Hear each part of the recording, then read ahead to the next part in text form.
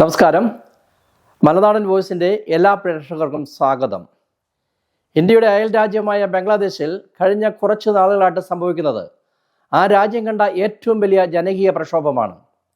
വിവേചന വിരുദ്ധ വിദ്യാർത്ഥി പ്രസ്ഥാനം തുടങ്ങിവെച്ച പ്രതിഷേധം രാജ്യമൊട്ടാകെ ആളിപ്പടരുകയാണ് ഉണ്ടായത്. അതിൻ്റെ ഫലമായി അടുത്തിടെ ഒന്നും കാണാത്ത തരത്തിലുള്ള സംഭവ വികാസങ്ങൾക്കാണ് രാജ്യം സാക്ഷ്യം വഹിച്ചിട്ടുള്ളത്. ബംഗ്ലാദേശിൽ 15 വർഷമായി ഭരണം നടത്തുന്ന ഷെയ്ഖ് ഹസീന സർക്കാർ രാജിവെക്കേണ്ടതായിട്ട് വരികയും രാജ്യത്തു നിന്ന് തന്നെ പലായനം ചെയ്യേണ്ട സാഹചര്യമുണ്ടായി. പട്ടാള ഭരണത്തിലുള്ള സാഹചര്യങ്ങൾ ഉണ്ടായിരുന്നെങ്കിലും അന്താരാഷ്ട്ര നേതാക്കളുടെ ഇടപെടൽ കൊണ്ടാകാം ഭാഗ്യവശാൽ നൊബേൽ പ്രൈസ് ജേതാവും സാമ്പത്തിക ശാസ്ത്രജ്ഞനും പൊതുപ്രവർത്തനുമൊക്കെയായ പ്രൊഫസർ മുഹമ്മദ് യൂനസിൻ്റെ നേതൃത്വത്തിൽ 15-അംഗ കെയർ ടേക്കർ ഗവൺമെൻറ് അധികാരത്തിൽ വന്നിരിക്കുകയാണ്. ബംഗ്ലാദേശിൽ കഴിഞ്ഞ 15 വർഷമായി ഭരിച്ചുകൊണ്ടിരുന്ന ഷെയ്ഖ് ഹസീന ഏകാധിപത്യ രീതിയിലാണ് ഭരണം നടത്തിയത് എന്ന ആരോപണമാണ് പ്രധാനമായും പ്രതിപക്ഷം ഉന്നയിച്ചിരുന്നത്. ഷെയ്ഖ് ഹസീന രാജിവെച്ച് പുറത്തുപോയെങ്കിലും ആഭ്യന്തര കലാപം ഇനിയും കെട്ടടങ്ങിയിട്ടില്ല.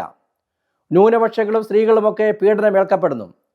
ഇതിനിടയിൽ പാകിസ്ഥാന്റെ സഹായത്തോടെ ജമായത്ത് ഇസ്ലാമി പോലുള്ള തീവ്രവാദ സംഘടനകൾ രാജ്യത്ത് കൂടുതൽ കലാപങ്ങൾ ഉണ്ടാക്കുന്നു.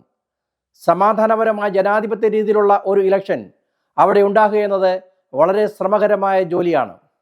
ബംഗ്ലാദേശിൽ സമാധാനം പുനഃസ്ഥാപിക്കുക, ബംഗ്ലാദേശിനെ ഒരു ജനാധിപത്യ ഭരണത്തിലേക്ക് കൊണ്ടുവരിക എന്നിങ്ങനെയുള്ള ദൗത്യങ്ങളാണ് 84-കാരനായ പ്രൊഫസർ മുഹമ്മദ് യൂസഫിനുള്ളത്.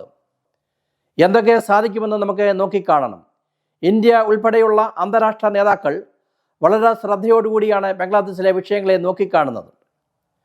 സമാധാനം പുനഃസ്ഥാപിച്ചു കഴിഞ്ഞാൽ സ്വന്തം നാട്ടിലേക്ക് തിരിച്ചു പോകുന്നതിനെക്കുറിച്ച് ചിന്തിക്കുമെന്നതാണ് ഷെയ്ഖ് ഹസീനയുടെ നിലപാടെന്നും അറിയുവാൻ സാധിച്ചിട്ടുണ്ട്. ഒരുപക്ഷെ വീണ്ടും പ്രധാനമന്ത്രിയായി ഷെയ്ഖ് ഹസീന തിരഞ്ഞെടുക്കപ്പെടുമോ എന്നും നമുക്ക് നോക്കിയിരുന്ന് കാണാം. നന്ദി, നമസ്കാരം. മലനാടൻ വോയിസിന് വേണ്ടി വേവച്ചൻ ചിറക്കൽ.